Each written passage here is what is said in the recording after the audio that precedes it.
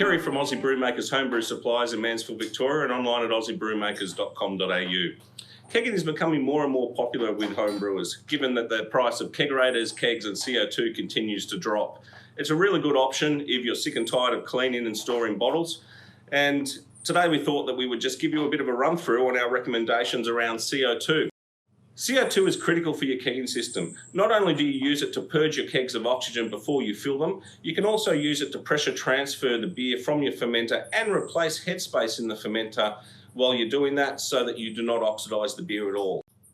Before we talk further about the CO2 options available to homebrewers, we thought we'd first just touch on regulators. There are many regulators out there on the market. The two most popular brands, I suppose, with homebrewers are the Kegging Mark IV regulator and the Kegging Mark III regulator. The regulator itself has got a nut and stem with a washer installed in it. One thing I say about these, when you are attaching these to your gas bottles, do not use thread tape on the bottles. This has a washer on the end. You do not need to over tighten it. It has a pressure relief valve on the body so that you can release pressure out of the system before you are disconnecting. And it also comes with a high and low pressure gauge. The gauge on the left is your high pressure gauge, and that reads the pressure in the bottle. And the gauge on the right is your low pressure gauge, which will read the pressure in the keg. You get a lot of inquiries around this, and it causes a lot of stress for homebrewers. This high pressure gauge will read up to around a third of the way up the gauge when you attach it to a new bottle. It won't go all the way around and show it as a full bottle. It is not like a petrol gauge in your car. And really, it is not a reliable indicator of how much CO2 you've got in your gas bottle.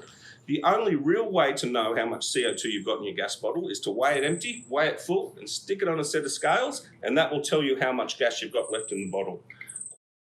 Once you do get your regulator and you get it set up and hooked up to your kegs, one of the most important things you can do is leak test the system. This gas bottle should dispense many, many kegs and carbonate many, many kegs. So once you do get your system hooked up, the easiest way to pressure test it is have all your disconnects ready for your kegs, either commercial or ball lock, pin lock. Do not have them attached to kegs, and then just pressurize the system. Turn it on, put 20 PSI into the system, and then leaving this gauge open at 20 PSI, turn your gas bottle off. Walk away from it. Come back in the morning, it should still read 20 PSI. There's nothing there that CO2 can get absorbed into. If you do hook it up to a keg when you're doing that testing that's got beer or water into it, that liquid will absorb CO2 and that pressure gauge will drop. A lot of people make that mistake when they're pressure testing. So it's important to test for leaks. CO2 is expensive. It's around $11 per kilo on a refill basis for most homebrew stores. So please do test it. The easiest way to test it, hook it up. First of all, get a soapy water bottle with a spray bottle, give all the connections a spray, see whether there's any bubbles. If there's no bubbles, then do what I just said before, pressure test the system overnight. The most popular CO2 bottles for homebrewers in the Australian market are the 2.6 kilo and the 6 kilo net filled bottles from either Kegland or Kegging. You can also purchase them from most homebrew stores. It's always good while you're at the homebrew store to pull them out and check them. We check all our bottles before they go out, but there's two things to look for. Each bottle will be stamped with the Australian standards and will have a manufacture date on it. Just make sure that manufacture date has got a long expiry on it. It should if it's a new bottle, but it's always pays to check. These bottles are rated for 10 years life before they need hydro testing. The reason they've got such a long rating is that in the top of the bottle here, inside where you screw your regulator on, is a residual pressure valve. Now, this residual pressure valve is seated down in the bottom there, and what it does is that when you think you're out of CO2 and the bottle's empty, it will actually maintain some pressure inside that bottle. The positive pressure stops moisture, oxygen, or contaminants coming back into the bottle and tainting the bottle. When you buy it new, just make sure that that residual pressure valve is seated at the bottom. And the way to do that, make sure that bottle's completely off. Just say this is a brand new bottle. Take a 5mm Allen key and then just put it in there and screw that down till it's completely down and seated. Quite often when they come new, they'll just be tapped into the thread and they won't be down. And if that's the case, you won't get your regulator on properly and you will get a leak. So screw it all the way in. You don't need to do it up tight, just till it's seated. Once you've got it all the way down, back it off 1/2 turn. Now that 1/2 turn is important. Without backing it off the 1/2 turn, that residual pressure valve will not actually work. Once it's done like that, you're good to go. So what do you do when your CO2 bottle's empty? Well, you've got two choices. You can actually take it to a refill station. A lot of fire extinguisher places will refill the CO2 bottles. Most homebrew stores will do it as well, or they'll do a swap and go program with it. We do both swap and go and refills here on site, and we'll do a video on the refill station at a later date. If you are bringing an empty cylinder and you're getting a swap and go, there's a few things that you should check. First of all, make sure before you leave the store that residual pressure valve is in there. Now, it's important for two reasons. As I explained earlier, it maintains the life of the cylinder and makes sure you've got a 10-year hydro test date on it. But it also means that there's no contaminants that got into that bottle.